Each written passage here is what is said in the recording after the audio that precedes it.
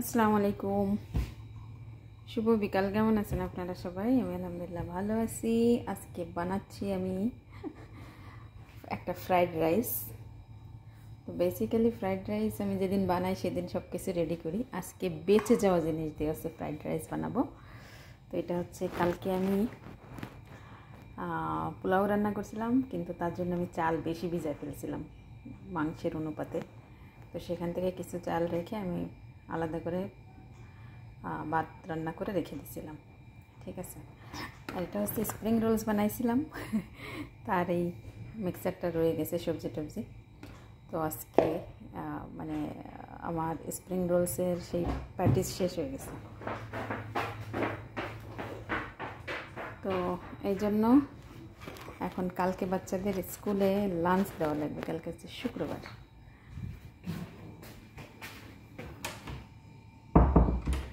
তো শুক্রবারে কী হয়, লাঞ্চটা খুব বেশি দেওয়া লাগে না আর কি, যে কোনো একটা প্রকার। তো প্রতি সপ্তাহে পরোটা, ডিম, তারপর অন্যান্য কিছু দিয়ে দিই।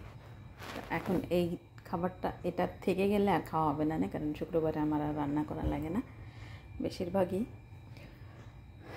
তো চিন্তা করলাম কালকে লাঞ্চে আমি এইটাই দিয়ে দেবো বাচ্চাদেরকে। তো আপা জিজ্ঞেস করছিল কী দেওয়া যায় চিন্তা করতেছি। আমি বলছি আমি বানাচ্ছি আজকে কিছু একটা, কারণ এগুলো রয়ে গেছে, এগুলো দিয়ে কিছু একটা বানাই। তো বললো যে আচ্ছা ঠিক আছে, কী বানাবেন আপনি? বলছি ফ্রাইড রাইস বানাই দেবো।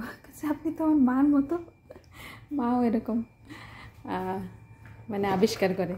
আচ্ছা এটা থেকে গেছে, তাহলে এটা দিয়ে ওইটা বানাও, এটা দিয়ে ওইটা করে দাও।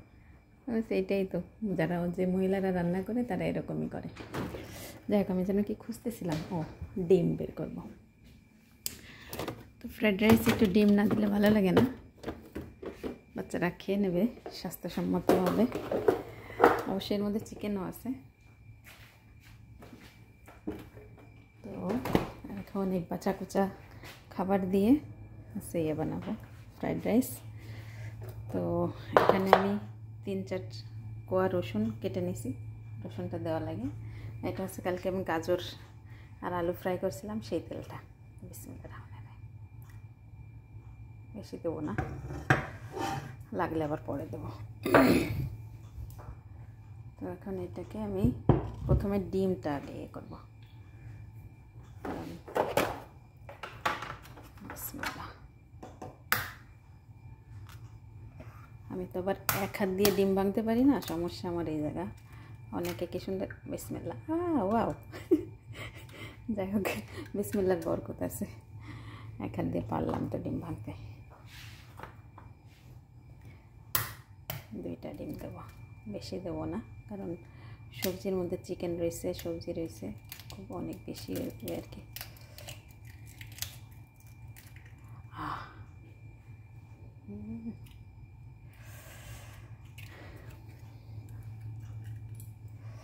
এর মধ্যে আবার কি একটু আন্ডার খোসাও চলে গেছে, 2 টুকরা। কড়াই গরম হয়নি, এই জন্য হাত দিতে পারতেছি। আরে ভাই ওঠ, একটা আসছে তো মুখে হয়ে গেছে, 2 টুকরাই চলে আসছে। চল তোরে আগে ডাসবি। দেখছেন ये क्या हुआ? কাম বাড়াতে কমাতে গেলে বেড়ে যায় আর কি। হাত ধুয়ে নিই।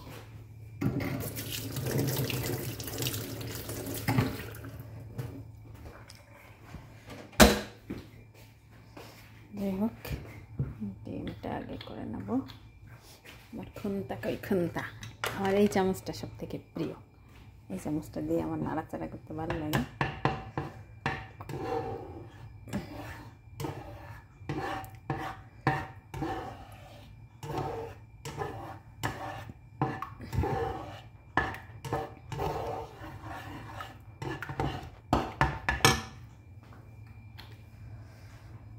আচ্ছা, এখান থেকে আর কি বের করবো আমি? সোয়া সস। আমার সোয়া সস কি আছে না শেষ হয়ে গেছে। এটাতে গ্রিন চিলি, বিসমিল্লাহ, আছে, অনেক আছে। বাস খালি সোয়া সসই দেবো, আর কিছু দেবো না, কিছু লাগবে না।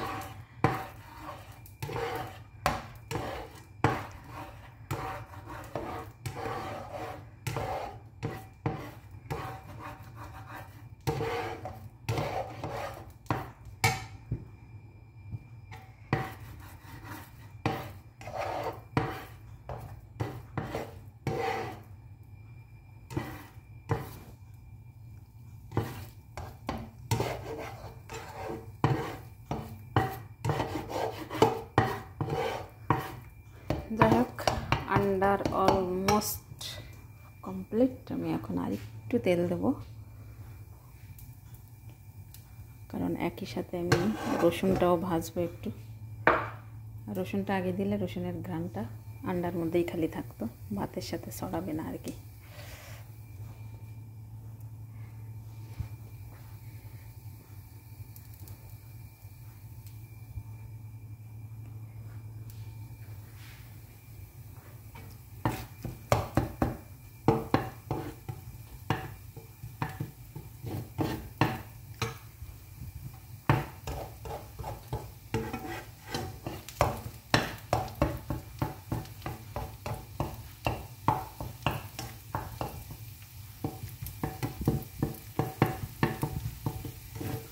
রসুনের শুধু কাঁচা গন্ধটা যাবে, ততক্ষণ পর্যন্ত এটাকে ভাজবো। আর এদিকে এক সাইডে আন্ডাটা ওইটা থাকুক। কড়াইটা আসলে অনেক দিন হয়ে গেছে, লেগে লেগে যায় আর কি। আর অবশ্য পর্যাপ্ত পরিমাণে তেলও আমি দিই নাই, লাগারই কথা।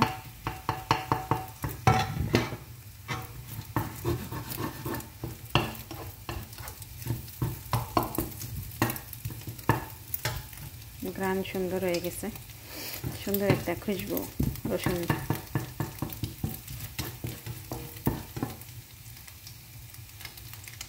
কাঁচা গন্ধটা চলে গেছে, একটা ঘ্রাণ বেড়ে গেছে। এখন এটা সব মিক্স করে দিলাম।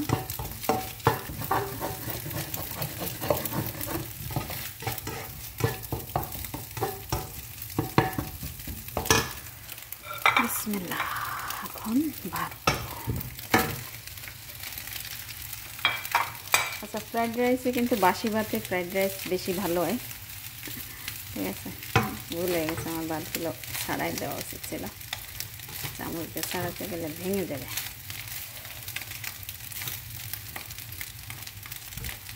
চুলার আঁচ কিন্তু তেজ থাকবে। হ্যাঁ,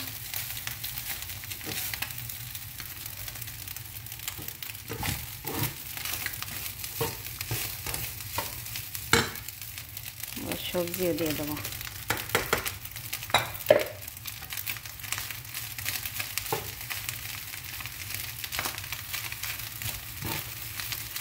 বাস এভাবে নেড়ে চেড়ে, লবণটা দেবো না কারণ আমি সয়া সস এড করবো। সয়া সসের লবণ অলমোস্ট অলরেডি থাকে, আমার সবজির মধ্যেও আছে লবণ, এই জন্য লবণ দেবো না।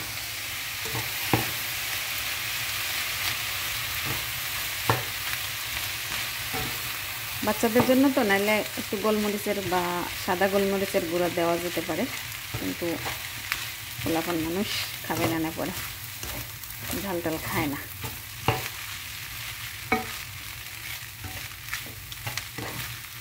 বাস হয়ে গেল, রেডি টু ইট মজাদার ফ্রাইড রাইস। আমি একটু টেস্ট করি।